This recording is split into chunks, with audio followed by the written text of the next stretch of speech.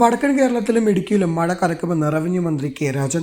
അപകട സാധ്യതയുള്ളവരെ മാറ്റിപ്പാർപ്പിക്കാൻ ദുരിതാശ്വാസ ക്യാമ്പുകൾ സജ്ജമാക്കാനുള്ള നടപടികൾ ഉദ്യോഗസ്ഥർ ചെയ്യുമെന്നും മന്ത്രി കെ രാജൻ പറഞ്ഞു.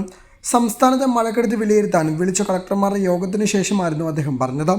തെറ്റിദ്ധാരണ വർത്തുന്ന വാർത്തകളോ ദൃശ്യങ്ങളോ പ്രചരിപ്പിക്കരുത്. ഇത്തരം കാര്യങ്ങളെ ഏർപ്പെടുന്നവരെ കർശന നടപടി ഉണ്ടാകും. പ്രളയ സാധ്യത ഇപ്പോഴില്ലെന്നും ജാഗ്രത വേണമെന്നും മന്ത്രി പറഞ്ഞു. മഴ ശക്തമാകുന്ന സാഹചര്യത്തിൽ ജലാശയങ്ങളിൽ ഇറങ്ങരുത്. മണ്ണിടിച്ചിലുണ്ടാവാൻ സാധ്യതയുണ്ട്. ഈ സാഹചര്യത്തിൽ യാത്ര പരമാവധി ഒഴിവാക്കണമെന്ന് മന്ത്രി പറഞ്ഞു. കടൽ തീരങ്ങളിൽ വിനോദസഞ്ചാരങ്ങൾ ഒഴിവാക്കണം.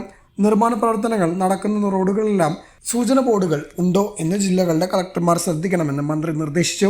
കാറ്റ് ആഞ്ഞു വീശാൻ സാധ്യതയുള്ളതിനാൽ പൊതുസ്ഥലങ്ങളിൽ അപകടകരമായ മലച്ചിലകൾ ഉണ്ടെങ്കിൽ അത് വെട്ടിമാറ്റണം. തദ്ദേശ സ്വയംഭരണ സ്ഥാപനങ്ങൾ ഇക്കാര്യം ഏറ്റെടുത്ത് ശ്രദ്ധിക്കണം.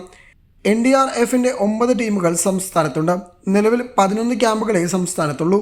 പക്ഷേ ആവശ്യമുള്ള ഘടകങ്ങളിൽ പുതിയ ക്യാമ്പുകൾ ആരംഭിക്കാൻ എല്ലാ സജ്ജീകരണങ്ങളും ചെയ്തിട്ടുണ്ടെന്നും മന്ത്രി പറഞ്ഞു. എല്ലാ ക്യാമ്പുകളുടെയും തലവനായി ഒരു റവന്യൂ ഉദ്യോഗസ്ഥനെ നിയമിക്കണമെന്നും മന്ത്രി പറഞ്ഞു. അതേസമയം സംസ്ഥാനത്ത് അതിശക്തമായ മഴ തുടരുമെന്നാണ് മുന്നറിയിപ്പ്. വീണ്ടും പുതിയൊരു ന്യൂനമർദ്ദം ജൂലൈ 19 രൂപപ്പെടാൻ സാധ്യതയുള്ളതായും അറിയിച്ചു.